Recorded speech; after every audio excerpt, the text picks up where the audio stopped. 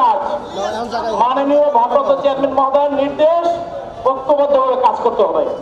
অতএব আপনাদের প্রতি উদাত্ত আহ্বান, সমস্ত ভেদাভেদ ভুলে, সমস্ত রকমের ভেদাভেদ ভুলে আমরা বিএনপি পরিবারের লোক, আমরা তারেক জিয়ার সৈনিক, আমরা শহীদ রাষ্ট্রপতির সৈনিক, তার আদর্শের সৈনিক, আমরা দেশনেত্রী বেগম খালেদা জিয়ার সৈনিক হিসেবে আমরা আমাদের নেতা যারা তারেক রহমানের নির্দেশ অক্ষর অক্ষরে পালন করব।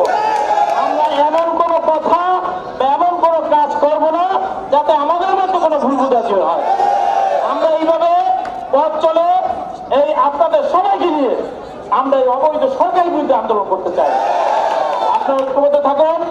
আমরা আমাদের এই কার্যক্রম শুরুর আগে আমরা শুভেচ্ছা জানাবো তারেক রহমান সাহেবকে, আমাদের খালেদা জিয়াকে আমরা শুভেচ্ছা জানাবো মিছিলে। তার পূর্বে আমরা দোয়া করবো আমাদের দেশের বেগম খালেদা জিয়ার সুস্থতার জন্য। দোয়ার পূর্বে আমি অনুরোধ করবো আমাদের মহানগর বিএনপির নবগঠিত